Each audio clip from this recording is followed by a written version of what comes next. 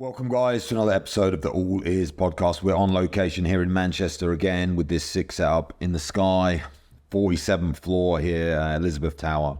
And it's, beautiful space, and I'm nice and relaxed today. My voice is a bit of a mess because I've done a load of podcasts and I commentated last night as well. So I've been speaking non-stop for maybe 15 hours over the last 2 days. So I apologize for that, but I've got beautiful, monotonous, deep, long tones, so I'm sure you'll don't fall asleep. Try not to fall asleep. So we've got a great guest today, interesting life he's led, and I'm gonna get into it, get deep into it with Warren. That's what I said earlier that everyone thought was quite funny. So Warren, to start off, what do you think's harder, living the monotonous life of running multiple businesses and doing the same thing over and over again and going to the office, or dealing with fight camp and the hardship of training every day and pushing your body to the limit? What's a tougher challenge? Jeez, man, we're getting right into it just like that. Okay, so I would say they have different kinds of stresses. You're exposed to multiple kinds of stress in either sector. If you're in business and you walk into the office and you're dealing with stresses running a business, that's very personal based. You're always interacting with staff and trying to solve problems. Whereas a fight camp is very much, it's about you and your own mental strength and your own resilience as a person. Because this is one of the amazing things that I experienced in this recent fight camp, is that I've been training like a professional athlete because this is my first pro fight. Not that I wasn't training like a pro before, but this one especially because of the way that it's gone. And I hit a point of maximum fatigue like I've never felt before, and people always encourage to show up when you don't feel like working any harder. They always encourage to show up when you really don't want to. But I had it to a level this time where I came into the gym, I was sparring, and I was fighting against another pro, Oz, but I was just getting the head boxed off me. And my coach pulled me to one side and he was like, bro, you're not moving how I know you can move. You're flat. There's no snap in your shots. My advice, have a few days off.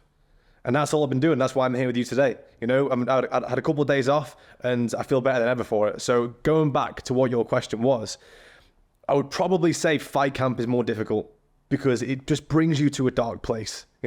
Business doesn't bring you to that dark place where you're questioning your own health, like actual health. Whereas fight camp does that, Well, I think you mentioned stress, which I always think that word's super, super interesting because now I'm doing this YouTube stuff and I'm trying to sound intelligent. I look up what words actually mean. And I did a piece on stress because I obviously, with the fight camp and what you're talking about and the internalization, all that sort of stuff, I believe it's extremely stressful.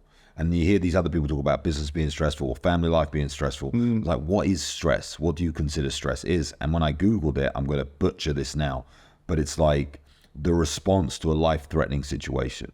That's what stress is actually determined as. The idea is that back in the day when a lion was trying to eat us, it was stressful because stress, it makes you more focused, it makes your muscles stronger, you see those stories about those women lifting cars off of dying kids, because that's stress. That's that gives you something, right?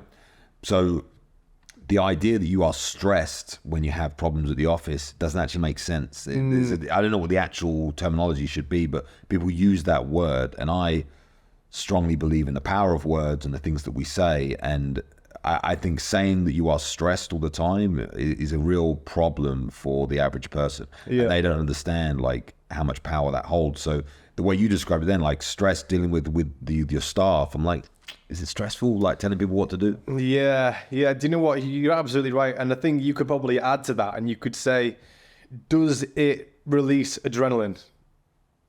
Does it lead on to more things? Because what does adrenaline do? Because when you release adrenaline, what happens? Classic, you break an arm, you can't feel the pain till afterwards. Yeah. Well, you can, but you can't really feel the pain till afterwards, So I would say, stress doesn't trigger that in the office.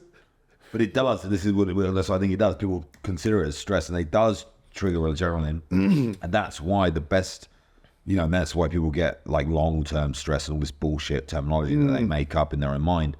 But that's why physical exercise is always the answer to stress. If you're feeling stressed, go to the gym, go for a run, because your body needs the physical response. It needs you to act now. I in the piece I said something like, you have instant stress, stress right now, and then you have made up stress. Prolonged or made up stress. Made up, like you just embedded it in your brain. This is stressful. But if you have instant stress, it's like, okay, I'm stressed. I need to do something. I need to move. I need to run. There's a lion going to eat me. I need to run. That's real stress. So your body responds.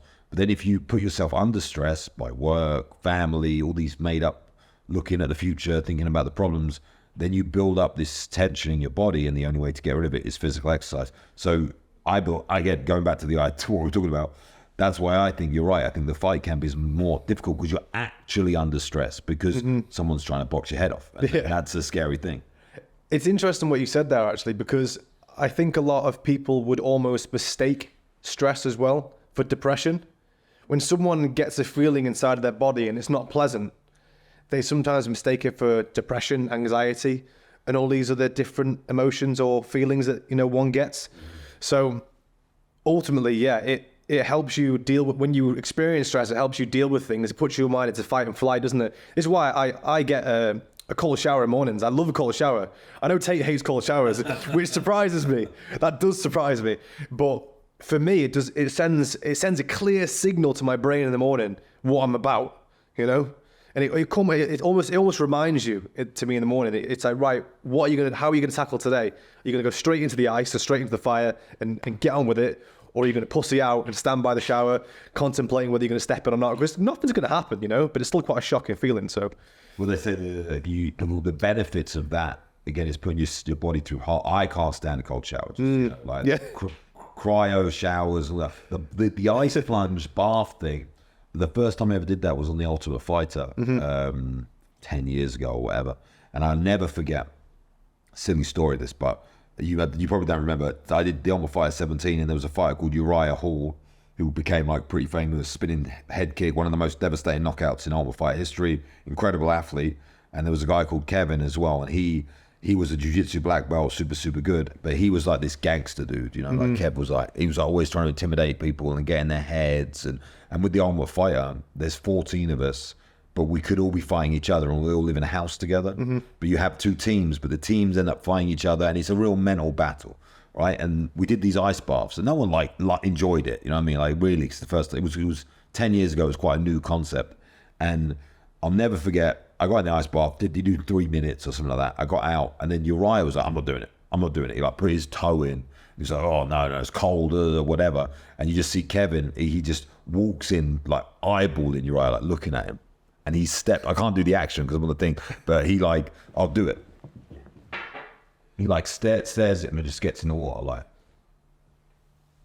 as if to say, "I've already beat you, bro." And then goes, "Pussy." It was amazing. It was amazing. I'll never forget it. So since then I started doing that. Well, when I saw that and I saw Kev he was like, "Pussy," I was like, "No, I'm not. I'll do it." So I started getting into it. Yeah. And I really at the UFC PI they have like a hot jacuzzi and a freezing cold ice thing or whatever. So you go from super hot to super cold, and it feels great. But cold showers can suck a dick. I'm not doing that. They're horrible. But yeah, I see the benefits in that, and the same with the sauna because I believe it releases shock proteins in the body, right? Yes. So that's what helps inflammation. So I believe in all that crap, but I think the main thing is it gives you mental clarity. Like you said, in the morning, wake up, am I a pussy or am I not a pussy? First thing you do, I'm not a pussy, let's go on with the day. I think that's super smart. Yeah, but the flip side to the coin as well is that I get a cold shower before bed, which people see like, well, why would you do that? Why the hell would you get a cold shower before bed when it's going to wake you up? And I strongly disagree because before bed, if you have a cold shower, I might have a hot bath, then a cold shower afterwards. When you get into bed, there's nothing worse than feel hot, sweaty, windows are closed, you're just feeling a bit stuffy, and you know what I mean? Blood pressure's up from a hot bath. When you get a cold shower, it lowers your blood pressure, lowers your body temperature. So you get into a bed, you just feel far more relaxed, in my opinion. You're like... The one guy I super respect is Dana White, and he started doing this as part of this Gary Brecker stuff I've seen on his Instagram or whatever he said. And there's this meme going around at the moment that's about cocaine, and it's saying that you get a high from cocaine that lasts 9 minutes or something like that. Oh, that's it. Yeah. But from a cold shower, the same reaction, it lasts 2 hours. So apparently cold baths are better than... Gives you the same high. Yeah, I don't know. But I want to get one of those tubs. You know, you can get. So my thing I struggle. I live in Spain, so it's hot, so it's lovely. I'd love to have wake up with a cold immersion or whatever. But you have to get the tub. I can't remember the company now, and then you hook it up to this generator thing that keeps the water cold. Because I'm messing around with ice every day and doing all that crap. Yeah. So maybe after this podcast, I'll get one of those. But anyway. Wouldn't know what a Coke high feels like anyway, bro. Yeah, no, exactly. I don't know what that high feels like. But maybe I'll compare them. Maybe what I'll do is I'll take a load of Coke and I'll get in the cold bath. You get double the effect. A coked up, cold shower, cold bath. Accent. Yeah, you get, and then it lasts 2 hours and it's amazing. That's what I'm going to do. I want people write in the comments, test it out, let me know how it works. I'm going to get on the Coke. And I've never done Coke in my life, but I'm going to get on it and I'm going to get in the bath. Cola kids. I'm a joke. Yeah, so obviously you're going through this crazy fight camp, this training camp, and everything's, not different, but new, because like I said, it's going to be your first pro fight, and you're taking that professional approach. You say taking days off and time off. I think that's normally, I mean, me being a pro athlete and knowing a lot of people struggle with the ideology of doing nothing. Yeah, it's crazy that you've just said that, because last night was the worst mental space I've ever had, and I've had 2 days off, and I was in bed, couldn't settle, didn't know what to do with myself. I felt out of place, but I just had to hone in and trust the process, that I was in a state of recovery, and that recovery is just as important as honing your skills and sharpening your skills. Not taking too much time off, because that would be silly, but like it's not normal for an athlete to take any days off, really, apart from a bit of a rest and a fight week. So we put it to test. I've actually been in camp for closer to 16 weeks. Yes, long, bro. Because I had the Roman Fury fight that came up initially, and then that dropped off. It didn't happen. Well, before that, let's tell people, because people don't know, where's the fight, when's the fight, and what's going on. So you're fighting in Dubai, right? What's the date? Yeah, so the fight now is scheduled for 24th of November, which is about 3 weeks now from. Well, this will be released in a couple of weeks, so let's pretend that it's because it's going to be released in 2 weeks, so it'll be in a week. Yeah. So you're fighting in 1 week. You decided 1 week before the podcast, before the fight, to come and have a podcast with me. Right. Okay. So it's really the fight's in 1 week. Okay. Right. Okay. So the fight's in a week's time. Exactly. And 24th of November. Can't wait for that to happen. And the way that this fight has gone has just been crazy. I mean, fighters pulling out happens anyway. Like I kind of get that, but from going from fighting Roman Fury, which would have been a fantastic fight, to Jack Fincham. Now, to anyone who doesn't know who Jack Fincham is, he went on Love Island in 2018. That's how he got his social presence. He was previously an amateur boxer, so he had 25 or 26 amateur bouts as a younger kid. So it would have been a good fight, but he fights in the back foot. He's very much, a point scorer, in my opinion. I'd have been coming forward, putting the pressure on him. He'd been on the back foot, trying to maybe walk onto his shot, score points. He loves that uppercut, loves to throw the triple jab, He's very, very textbook amateur. And that would have been a great fight, but he ended up pulling out. He had his own reasons for pulling out. I think he's a pussy, in my opinion. That is what it is. Now, the silver lining is Aaron Chalmers has stepped up. So the Aaron Chalmers fight is way more exciting, in my opinion, because you got two guys in there that love to stand and trade. They don't give a fuck if you get hit. You're just there, stand, trade, defend a little bit, bob, weave, but it's about who's landing the bigger, more significant punches. That makes it more fantastic, an exciting fight. So I'm happy about that, I'm happier that it's more of a challenge, because for me, when the stakes are higher, I perform my best, because I know what can happen, So fighting this fight, to me, it's a silver lining. Jack pulled out. My manager even said to me, he was like, do you want the good news, the bad news? I said, well, obviously the bad news first. Bad news is Jack pulled out. And I was like, right, okay, surprise. I called it. 24th of September, I put a post out saying, Jack's a sausage, he ain't turning up. That's my prediction for the fight. And he doesn't turn up. So then he said, Aaron Chalmers is stepping up. Now, I know Aaron Chalmers won't pull out. Because he's just a fighter, He prides himself from just getting in the ring, getting in the octagon and having a scrap and not really giving a fuck about the consequences. And I am a dangerous fight for any person. And even, I don't care if you're ex-MMA, whatever, Geordie Shore, Love Island amateur boxer, I'm dangerous, man. I come forwards, I look for openings, I apply the pressure, I'm incredibly fit. I can do 10 threes, No problem. We're doing 5-2s, bro. Yeah. What? 5-2s. We're going to be swinging from the rafters from the belt. From round one, it's just going to be a slugfest. It's impossible for this to go to points, in my opinion. Impossible. Well, what's the ounces for the gloves? What do you box in? I think we're 12s. 12. That's not bad. 12s are okay. So it's still 10 minutes of action. I mean, 5 rounds, 2 minutes. It's still pretty intense, to be fair. But out of the 3, like you said, Fury, Fincham, and Chalmers, who would you consider as the toughest fight? Roman Fury, for sure. He's got to be the toughest opponent. He's probably the more awkward one to box as well because he's taller. He has that long, awkward Tyson style, long, lengthy opponent. Because when you're fighting at a bit of a disadvantage anyway by being the shorter guy, aren't you? The shorter, stockier guy. I mean, Mike Tyson might disagree, but you got to work a bit harder to get on the inside and and really make it rough and make it happen. Because if you can't get on the inside, you don't know how to work driving forwards, he's just going to stay on the back foot and keep you distance and just pop shots off you as you're walking into them. And I think he would have been a far more awkward fight, but I pride myself on just saying yes. I don't care who it is. The tougher they are, the better camp I'm going to have. Because if someone says to me, "Oh, just take this fight. It's going to be an easy fight. You'll run over him. It'll be good for your brand. You'll get an extra win." And I don't care about. I don't want that. I don't want to carry that through a camp. And I know this is one thing I know about mine and Aaron's manager, right? Because we share the same manager technically. Okay, so I'm smart. I'm an intelligent guy. I know exactly how this conversation would have gone. He would have rang up Aaron and he'd gone, "Mate, you just lost your last 2 fights. You got spanked by Mayweather. You lost your last 2 fights. You need a win. This guy's going to be an easy win for you. It's his first pro fight. Come in, get the win, and you're back on the ramp up to greatness again." Because if I was a salesman and I was a manager, which is what he is, that's how I would pitch the fight to him. I mean, Aaron would say yes anyway, because Aaron's a G. I got a lot of time for Aaron. I got a lot of respect for him. I do. We get on very well. That's just the truth of it. But that's how he would have pitched it to him. So he's going to come into this fight thinking, right, I'll just smash this kid. We'll go for a beer after, and it's all going to be great. But if he's coming in with that mindset, it's going to be a bad night for Aaron.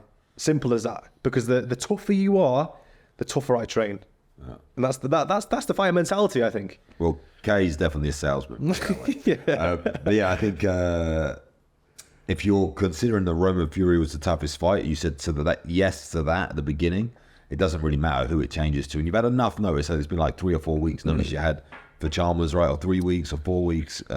So it's a change of opponent a couple of times. It's a pain in the arse. You've been in camp a long time, but it's not like a last minute change and a super dangerous guy coming in. I mean, Chalmers is why we spoke about it before, but the thing I respect about Chalmers, and I say because I've known him a while as well. I've seen his MMA career and then going into boxing and everything else. He can bang, and to be able to hit and to be able to knock people out the way that he has is like it's like a God-given gift. Some people can do it and some people can't. It's not a gift that I have, not with my hands. With knees, kicks, okay, but with my hands, I haven't got that stiff. I mean, I have knocked a few people out with my hands, but it's not like every time I touch someone. I feel like Chalmers, like you said, he comes swinging. You come swinging. So 12-ounce gloves in the squared circle. I think you're right. 5 rounds is going to be you're not going to reach it. It's stupid, man. It's actually stupid. I probably would have said if you put 2 guys in that just swing from the rafters from round 1, at least give them 8 rounds, 6 rounds. Give them something to tie the boys out. Make them think I've got to reserve the gas tank here because if I don't put this guy away in the first, second, third, it's over for me. So this is what I said about Aaron as well, is that he's going to try and put me away in the earlier rounds. He has to.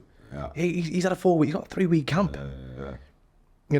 He's been eating pizzas and Chinese and on his story and getting fat. And now he's got to get back down to 82 and fight me in 4 weeks, 3 weeks time, 2 weeks time.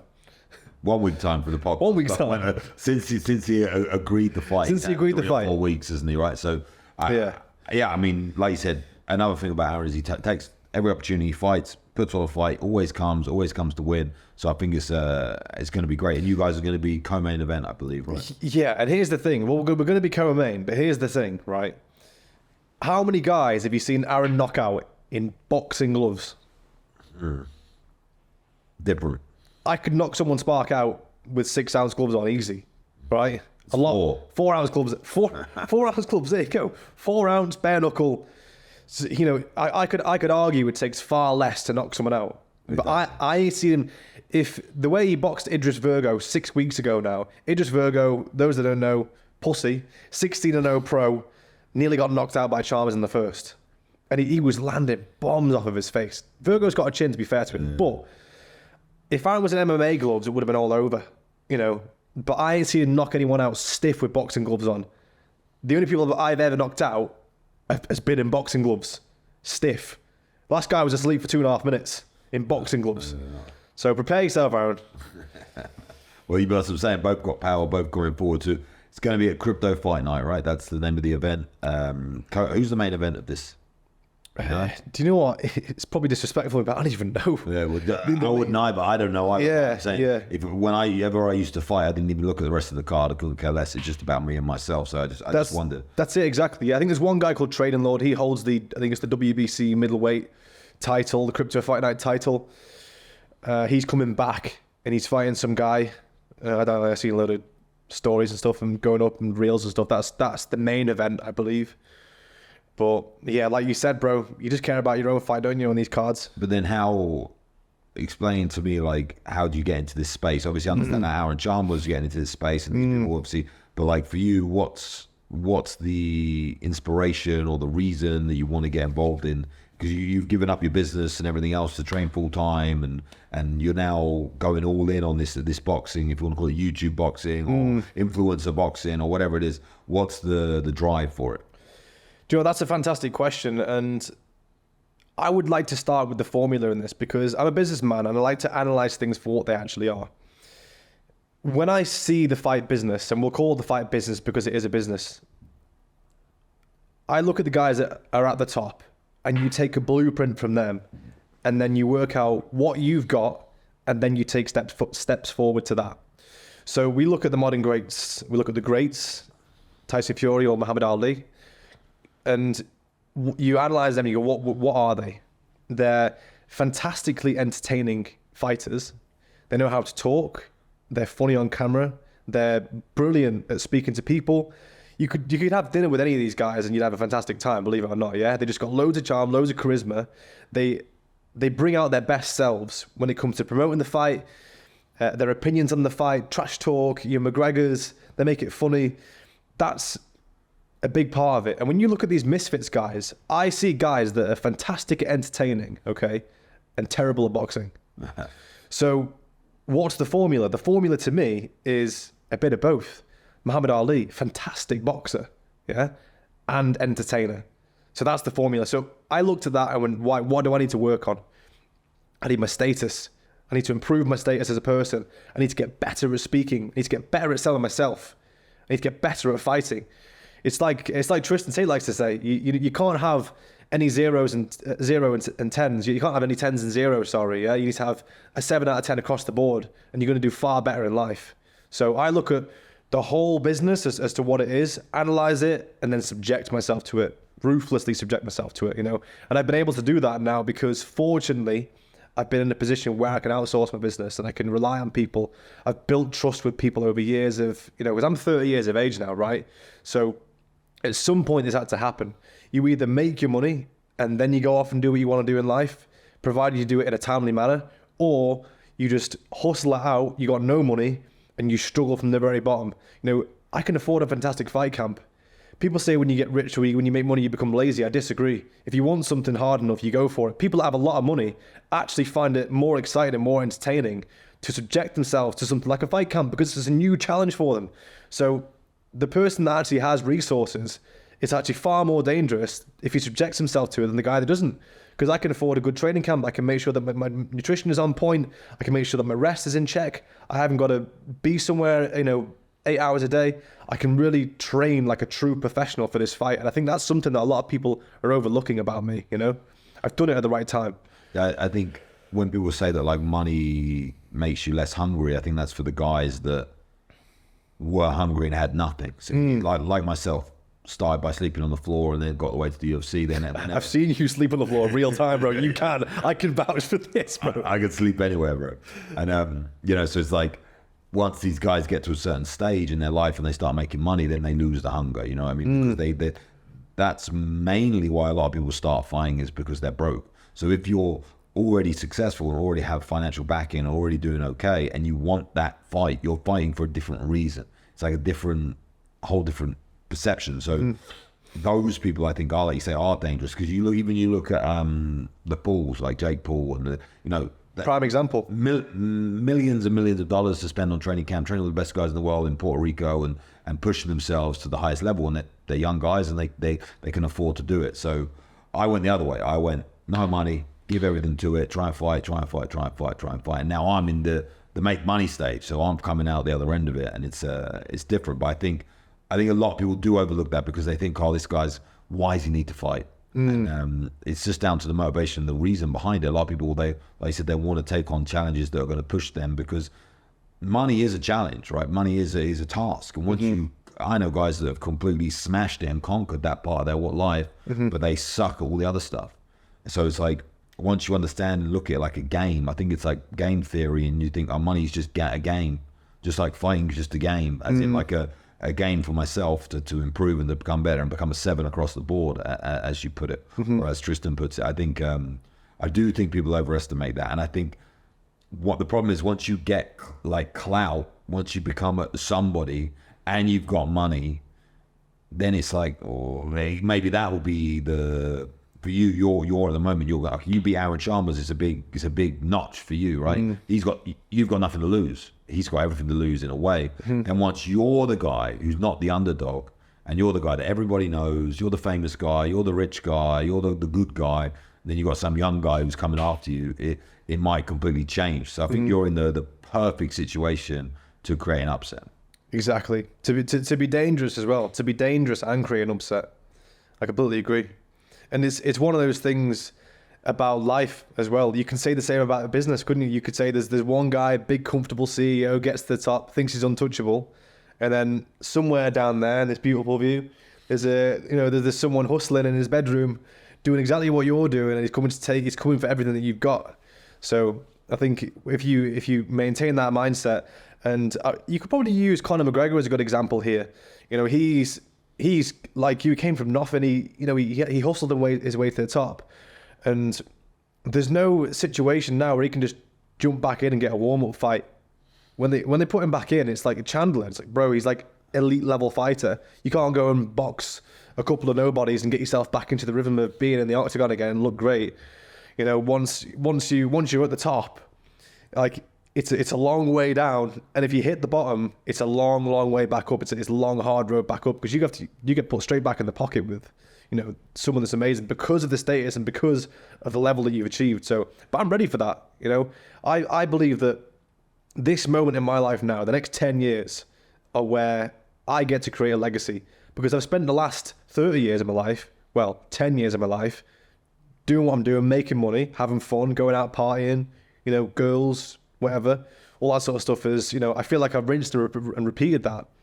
And it's just nice to be in this position where I wake up in the morning excited, like I'm ready to go. I'm ready to make something of myself, legacy, cheesy as it sounds. I want my kids to grow up and go, that's fucking Batman. You know what I mean? My dad's fucking Batman. He's a superhero. When I get older and I'm big and I'm strong, provided the Lord gives me some sons, I hope you do, then that's a fantastic existence, isn't it? To kind of finish life on that note. I think life's all about pushing yourself to achieve different things, and like you said, when you've conquered or done well in one sphere and made money, and now you're looking for different challenges. And when you have kids, eventually, I've got kids, and I understand that feeling completely. You want them to look up to you as much as you can. You want to be a good example for them, and I think. Just consistently pushing yourself in different realms is the only way to do that, because like you said, the next 10 years of your life, then you'll be 40 years old, and you can't really do you can have a couple, but like unless you're Floyd. Yeah, unless you're Floyd. There's a couple of boys out there, but that's like the end of the athletic pursuit or anything like that. So then you have to recreate. I think life's all about recreating yourself. You're constantly recreating, doing a different mission, completing that mission, moving on, doing a different mission. And if you don't have a mission, then you become what I believe is like 90% of the world, which is just lost and drifting through life because they have no real reason to exist. So unless they have that reason, I think that you can drift and you can struggle. So hopefully we can keep recreating when you're 40 years old, and you can look back on this amazing career that you've had, fighting and beating people up and flying all over. I mean, you're going to fly to Dubai and have your first professional fight. The currency that I think is super important as a man is to have these stories and these experiences. So when you are that older man sitting in the chair, your sons are talking to you, you go, oh, when I was in Dubai beating up Aaron Chalmers, like it's a fun story, you know? Yeah, for sure. But guys who just work behind a desk their whole life, they might financially provide, they might do all the right things, they might be fantastic people, but then when you're sitting there, they got no stories. When you die. Yeah. When you die, which is coming up, you know, and life's not as appealing, and those people don't have the energy and the vibrance that I think that they should have, or they could have, you know. But anyway, that's me going off on a couple of tangents. You're wearing a big, bright orange hoodie just to try and flex on everyone and show off. So where's the mechanic come from, the nickname, and you know, what inspired this look with the Dragon Ball Z stuff and everything going on? Do you know what I often get proud of my creations and what I do in life, but this hoodie, it took like a few seconds to knock up, and I don't really give it the credit it deserves, because the guy that I had on was very good, very talented, very creative. You know, I got the Dragon Ball guy designed because when I was a kid, classic, I used to come home after school, I think it's every Thursday night, I used to stick Toonami on, and it was Dragon Ball Z from like 8:30 till 9. And it used to be past 8 or past 9 or something like that. I used to float into 9 because there was like blood and gore and guts and that. But if anyone that watches Dragon Ball, they'll fully understand this. They know that Goku is like the main G. He's like the big G man. He's the guy that I aspire to be like in life. If you understand Goku's character and who he is, I would love to see myself as a man like him. He's like a family man. He's polite, calm, really soft, you know, just polite energy, and he just comes across as very, very harmless. But if he wants to turn it on, man, he can, you know. And his whole career is about him just getting harder and harder throughout the whole series. He just gets stronger and stronger throughout the whole thing. And yeah, I don't want to get too deep into Dragon Ball because we will be here for fucking hours. So that's where all that comes from. And the mechanic is quite a funny story, really, because when I first started boxing, I got crowned Pretty Boy, right? That was my first name, Pretty Boy, which, you know, was quite appealing soon at the time. But then it got a bit washed out. So I got into this YouTube boxing space. You got Pretty Boy Taylor, he's there, and the Pretty Boy Taylor. You got Mayweather, he used to be called Pretty Boy. It's a bit of a washed out name, you know? So the name change actually was when I was at the Tates. Someone commented on my picture and was like, Pretty Boy sounds like a pretty bit gay name if you ask me. And I was like, yeah, can't disagree with that. So I changed it to the Mechanic, and I didn't just call it the Mechanic because I dismantle people and all that sort of stuff, but it's because my dad was a mechanic. And when I was a kid growing up, what do you want to be if you look up to your dad? You want to be exactly what he is, right? So he actually one day brought home this like a motorbike for me. It was like a piece of shit motorbike that he bought from a farmer for 15 quid. Grass was growing through it, and it was like a wreck. And sort of piece by piece, I sat in the garage and watched him rebuild this bike. Ever since that day, I wanted to be a mechanic. So I grew up, I trained to be a mechanic for 4 years in college, qualified, and worked as a mechanic for an extra 3 years. So I was a mechanic for like 6-7 years. Realized after 7 years I was a shit mechanic, like terrible mechanic. Like if I continued now, there would have been like wheels falling off down the motorway. Like people would have been, you know, losing their lives over that shit. So I had to accept fate. Shit mechanic, however, fantastic boxer. So the Mechanic was born. That was it, and that's the story, man. Yeah, so the Mechanic, he said, disassembles people instead of vehicles. I think that's probably the best way to put it. All right, sweet. And then this is going to be merch for you, or what's just your personal design and creation? Yeah, we're just playing with it at the moment. You know, we might do a merch drop, but at the moment it's just, I've had some good, I just see what the feedback is. You got to test the market, haven't you, first, you know? Okay. Because you know about testing the market because you got another business, right, as well, which you gave me a pair, which I lost because I lose them constantly. All I've done is lose sunglasses for the rest of my life. But you started a sunglasses company. That's it. Gigs, right? I think it's Gigs. Yeah, and do you know what?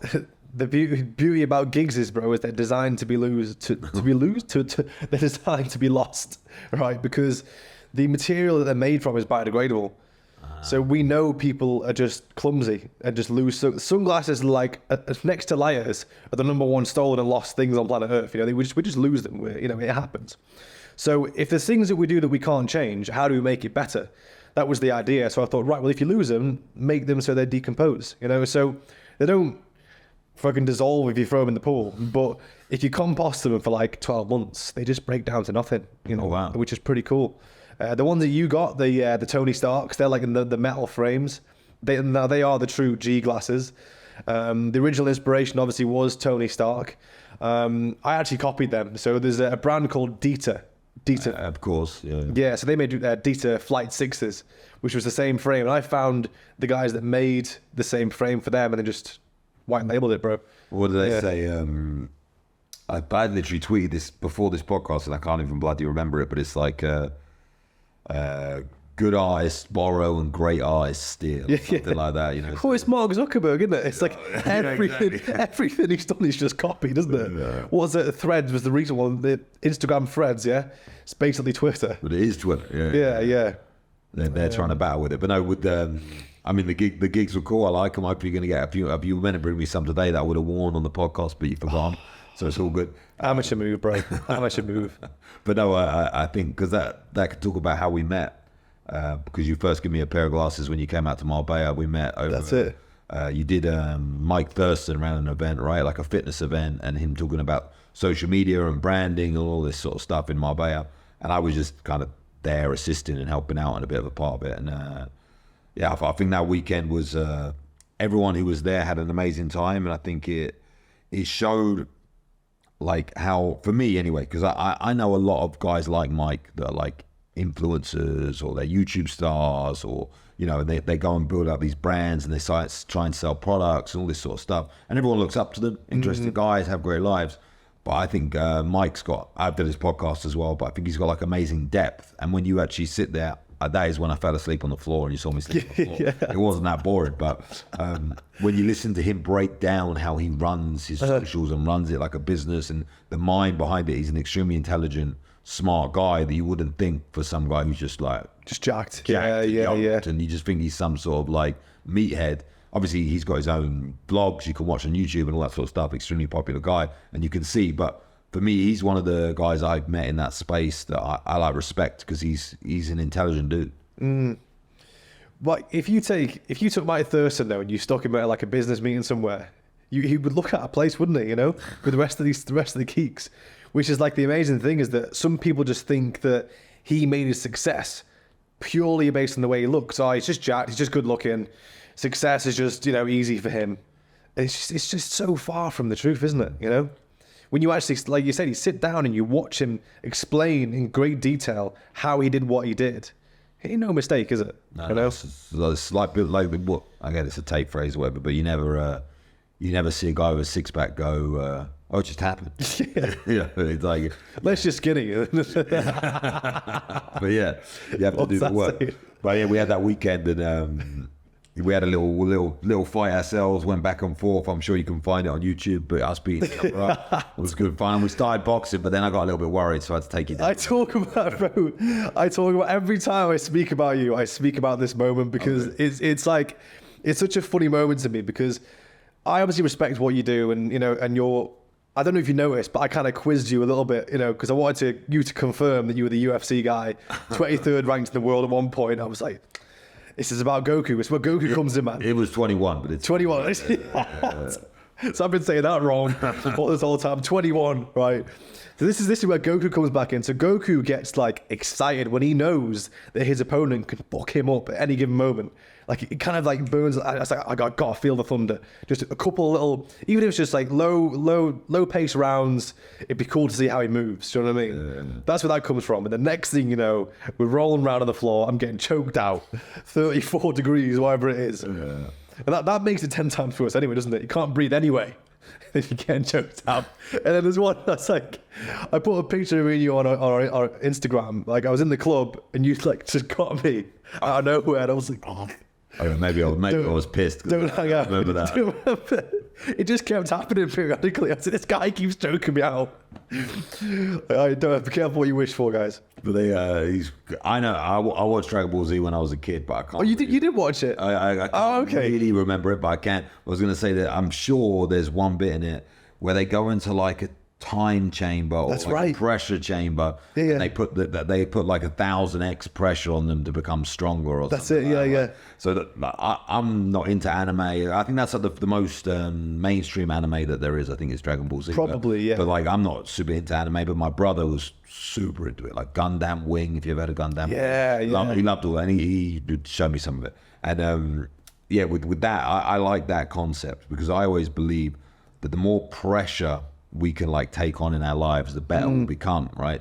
So that's kind of what he does. I think they go in this time chamber or this pressure chamber that, like, if you go in there for a day, in there is like a year in there is like a day outside Exactly, the real world or yeah, something like yeah. that. And they put themselves under this crazy training pressure, and they train like psychopaths, and then they come out like the next level. Yeah, yeah. And I think that's what you said it then, like searching out those people that are going to give you 1,000x pressure or 100x pressure that are better than you, that are going to push you. That's like a part of life, and that's what I was like in the gym as well. And I think a good bit of advice for guys training, but anyone who's trying to improve at any skill is with the partner skill. Finds the easiest one, but like boxing, you're supposed to train with someone that you're so much better than that you can do whatever you want to, and then you're supposed to train with someone that's better than you. So it's like you have two training partners. You have the guy that's better than you, and you have the guy that you can murder. Because the guy that you can murder, I was the guy you could murder, by the way. Guys. but you can practice all your new stuff with. So if you're learning a new move, you practice it on this guy. But then when you fight the guy who's better than you or more experienced or been around forever, that's when you bring your A game. So it's like A game time, play time. A game time, play time. And some guys make the mistake, well, they always just try and fight the harder guy. And they always go A game, A game, A game, and they never develop any skills. Yeah. And some guys are pussies and they just try and fight the easy guys. And then as soon as they try and step up in class, they just get battered. Yeah, yeah. I told this story, I think, on another podcast, but there was a guy called Lee Dosky, who was a guy that I used to train with, but he used to train at a different club, and he would come down twice a week, and he was a black belt, 30 fights, older than me, like, and I would be like waiting at the door, like, Lee, let's go. He used to think I was like a dog waiting for him, like, to try and push him, because I knew every time I trained with him, he would teach me something. I would get better. It would suck. And he's actually the guy, because my whole like brand, if you want to call it that, is like comfortable with the uncomfortable. And that he's the one who deemed that on me, because there was one time I was in the cage at Tsunami back in the day, and I was doing we call it shark tanking. Yeah. Fresh man every round. We do fresh man every minute and a half. So it was like, what we do in a 5-minute round, and you have 3 partners throughout the round, and then you do 3 rounds. So it's brutal. Yeah. And I was getting shark tanked, and I think it was Jack or John. I was like on my back, and they were ground and pounding me from standing, like boom, boom, and I just took these big shots to the face, and then carried on trying to do whatever. And Dosky was there in cage side, looking at me, and he was like, when I got out, he was like, "You're just so comfortable in the most uncomfortable positions." Yeah. Because I like put myself in those uncomfortable positions and became chilled. So I think that mentality you have of the Goku, if you want to look at it like that, like trying to find those pressure situations and ways to push you, it can only serve you well. But then you just need to continually readjust and find that the challenge above you and the challenge below you. So I don't know, where are you training for this fight? Yeah, I'm training at a place called Max Gym and North Wales Fight Academy. It's got 2 places that I go to, but you've really opened my eyes there, because that's a really interesting way of putting it, is that a lot of fighters tend to go, right, well, we'll just consistently stay on, train with guys that are better than me. And that's all I've done, really. I've had a few guys that I've sparred and got the better of, but sometimes you come in the gym and you feel better than you do in other situations. So there's a saying that I really love, and it stays with me forever, and it goes something along the lines of, if you run with people that are slower than you might come first, and that might feel good, but if you run with people that are faster than you might come last, but your time will be better.